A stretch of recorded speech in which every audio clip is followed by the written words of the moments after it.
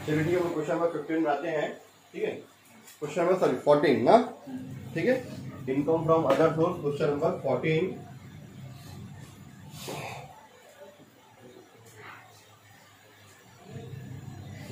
लिखा है लास्ट में कर निर्धारण 2020-21-22 के लिए अन्य साधनों की आय की गणना कीजिए। Computer income from other source for the assessment year 2021-22। ठीक है, तो computation of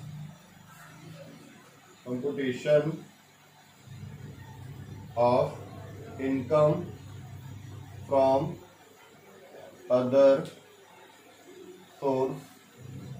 sources of mister, क्या नाम है, श्रीमती सीता, मिसेस सीता, है ना। ओके, ठीक है। फिर आपका previous year assessment year, previous year 2019-20 नहीं 20-21, हाँ 20-21 और ये 2021-22। ये हमेशा यही रहेगा पूरे ऑल क्वेश्चन में, कोई भी चैप्टर हो यही रहेगा, डेट ना बदलेगा नहीं। ठीक है, तो पहले लिखा हुआ आपका नीचे देखते हैं कोई पॉइंट टिक करेगा। शेयर खरीदने के लिए ऋण पर ब्याज, तो भारतीय कंपनी में टिक कर दो उसको। सरकारी प्रतिभूतियों के संबंध में एकत्रित ब्याज की राशि पर 2% संग्रह व्यय। ठीक है, बी पॉइंट दिया नीचे में, तो सरकारी प्रतिभूति वाला कौन सा है, पॉइंट नंबर 4 सरकारी प्रतिभूतियों पर ब्याज, इसमें टिक कर दो। ठीक है, उसका लॉटरी टिकट खरीदे तो लॉटरी टिकट में टिक कर दो। टिक कर दिए 3 पॉइंट। ठीक है, ये 3 पॉइंट यहाँ पर टिक कर दिए। चलो, भारतीय कंपनी से लाभांश क्या होता है, कर मुक्त होता है। ठीक है, यहाँ लिख देंगे हम लोग dividend received from Indian company, dash कर सकते हो या फिर एग्जाम लिख सकते हो। ओके, चलो सेकंड पॉइंट, लॉटरी से जीत की राशि स्रोत पर कटौती 30,000, मतलब 30,000 कटने के बाद मिला है लॉटरी पर ना। लॉटरी पर जीत की राशि आपको जो मिला है 70,000 आपको प्राप्त हुआ है, 30,000 पर टैक्स कटा था, तो जोड़ दो कितना जीते हो आप, 1 लाख रुपए जीते हो। 1 लाख रुपए जीते हो, 30% टैक्स कटा, 70,000 आपके हाथ में आ गया। ठीक है, अगर 5 करोड़ जीतोगे तो उसका 30% 1.5 लाख रुपए कट के आपको 3.5 लाख रुपए मिलेगा। उसमें 4% एजुकेशन सेस भी कट जाता है 1.5 लाख का, तो आपके हाथ में वो 3,40,000 के 3 करोड़ 40 लाख के आसपास आता है, अगर 5 करोड़ के भी जीते हो तो। अभी 7 करोड़ होगे, 7 करोड़ के हिसाब से जीते, जो भी है आपको जीते हुई राशि पर 30% मिलता है, चाहे घुड़दौड़ हो, चाहे लॉटरी हो, कुछ भी हो। आपको जो पैसा जीती हुई राशि अलग होती है और प्राप्त अलग होता है। ये पैसा प्राप्त हुआ है आपको, क्योंकि ब्रैकेट में लिखा है 30,000 रुपए कटौती हुई स्रोत पर। स्रोत मतलब जहां से आपको मिलने वाला था वहीं से कट के मिला है। ठीक है, वो पैसा वो लोग नहीं रखते, वो पैसा लोग गवर्नमेंट में डिपॉजिट करते हैं। ठीक है, चलिए आगे देखते हैं। ताश के खेल में जीत कितना, 20,000। अगर प्राप्त बोलता तो प्राप्त बोलेगा ना, तो उसको 20,000 इंटू 100 डिवाइड बाई 70 करते हैं, क्योंकि 30% टैक्स करते हैं इसलिए 70। ठीक है, कब, जब जीत वो नहीं प्राप्त हो रहे हो। प्राप्त मतलब आपको इतना कट के मिला है, जीत बोला मतलब आप 20,000 जीते हो। सरकारी प्रतिभूतियों पर प्राप्त ब्याज कितना, 10,000। सरकार जो है टैक्स नहीं काटता, सरकार ब्याज पे, बाकी पे करता है 10,000। ठीक है, उसके बाद पारिवारिक पेंशन मिला कितना, ये विनिंग फ्रॉम, ठीक है, इसका तो फिर इंटरेस्ट इसे ना आप लोग। ठीक है, उसके बाद फैमिली पेंशन रिसीव्ड, इसके भी थोड़ा सा मैं आप लोगों को बता देता हूँ। ठीक है, ये बताएंगे नहीं बताएंगे मुझे पता नहीं, पर आज मैं थोड़ा सा आपको डिटेल बताता हूँ। फैमिली पेंशन में आप लोगों को 15,000 तक छूट मिलता है, या 1/3 दोनों में से जो कम हो। तो मैं एक नया तरीका लिखा था आप लोगों को, कितना मिला है यहाँ पे आप लोग को, 48,000 रुपये मिला हुआ है। ठीक है, मिला कितना है, 48,000 लेस। ठीक है, ए और बी whichever is less,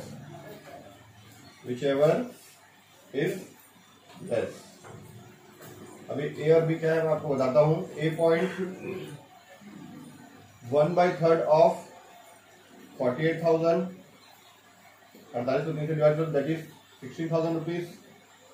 ठीक है, बी पॉइंट मैक्सिमम लिमिट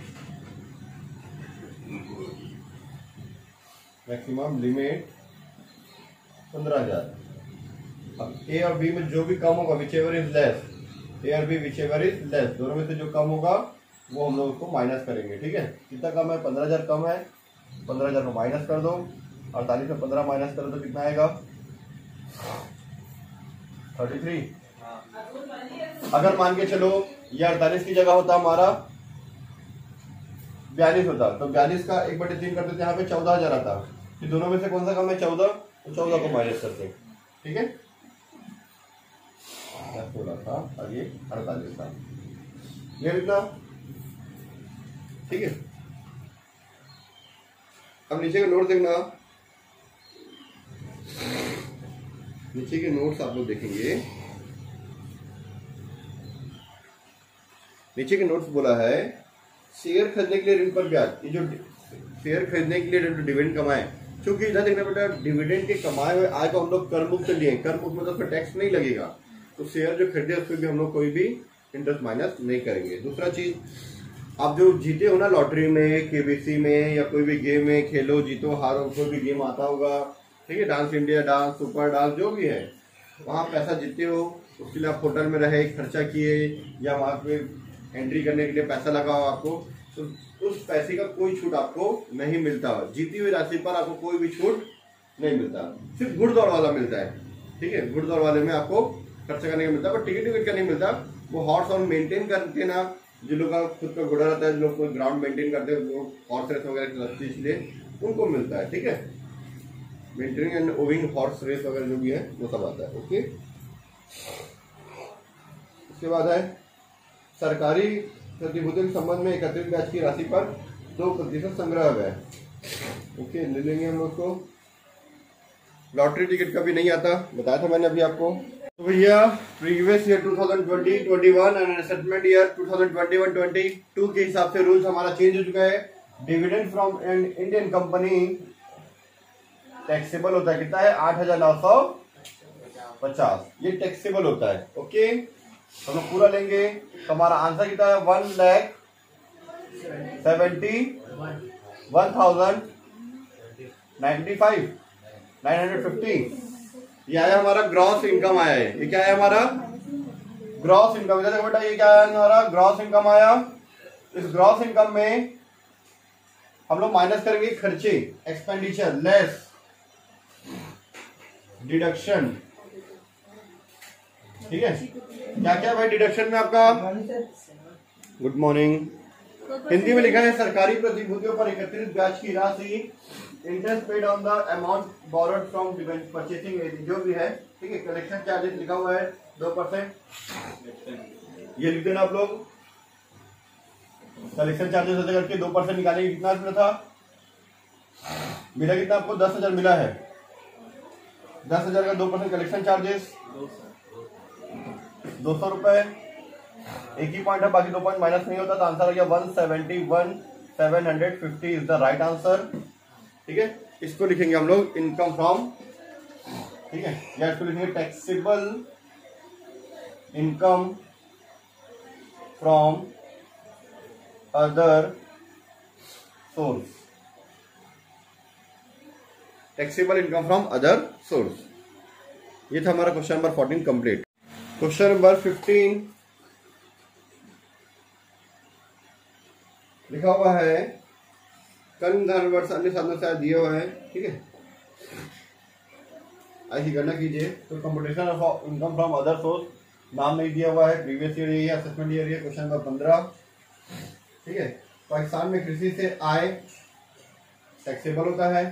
ठीक है, एग्रीकल्चर इनकम फ्रॉम एग्रीकल्चर जो भी दिया हुआ कितना? 5,000 रुपए प्लस में। चलो नेक्स्ट, ठीक है, ए पॉइंट राजकोट में भूमि किराया कितना दिया हुआ है आपको? 10,000 रुपए। ठीक है, और भूमि किराए के बाद नीचे कुछ खर्चा दिया क्या? नहीं दिया हुआ है, तो 10,000 रुपये पूरा।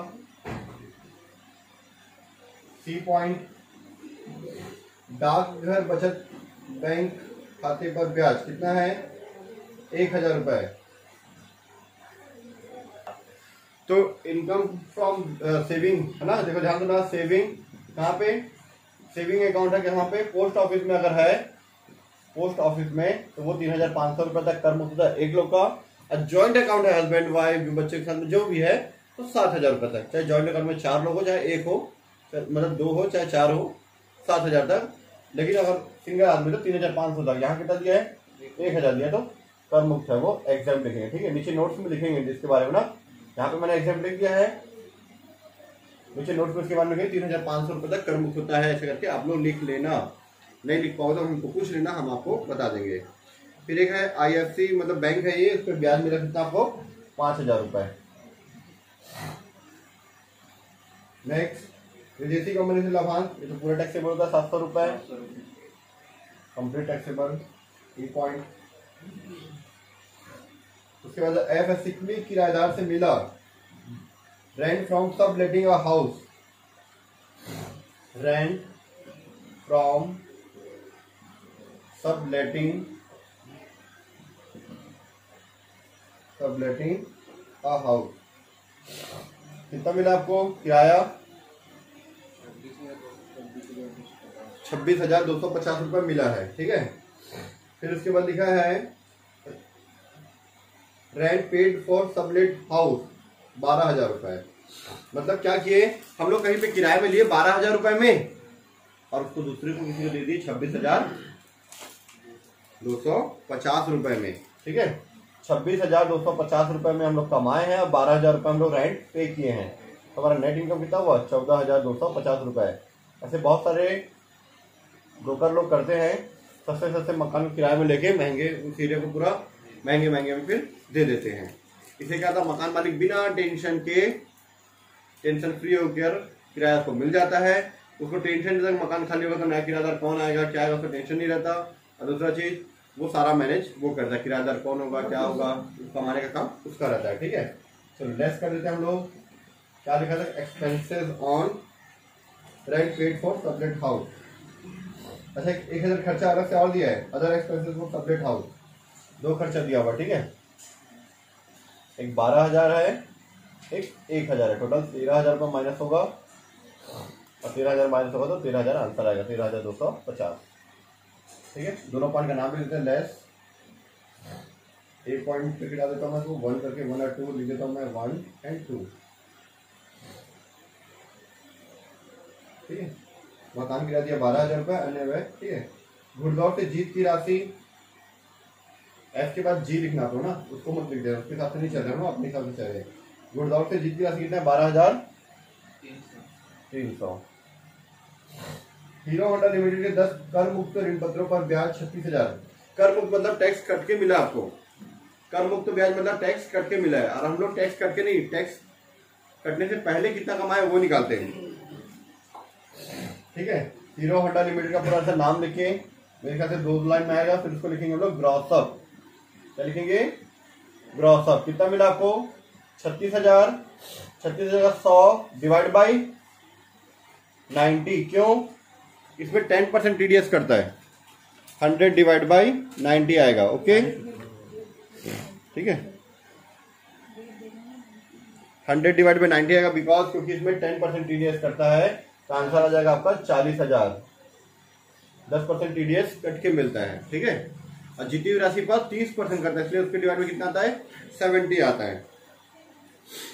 चलो ऐड कर लेते हैं, आया क्या आंसर चेक करते हैं, ठीक है। 15, 10, 5, 20 और 21, 33, 63, 70, 6 to 50, 86 to 50, शायद में 10,000 कम जोड़ा लगता है, हाँ ये आ रहा है, फिर से 20, 21 और 12, 33, 63, आंसर 10,000 शॉर्ट आ रहा है ना, कुछ पॉइंट छूटा क्या, ठीक है। आ गया आंसर 5, 10, 15, 15, 5, 20, 20,700 और 20,700 में 300 जोड़ूंगा तो 21,000, 21,000 और 12 हो गया 33,000, 33 में 40 जोड़े तो 73, 73 में 13 जोड़े तो 86, 100, 250, ठीक है, taxable income from other source.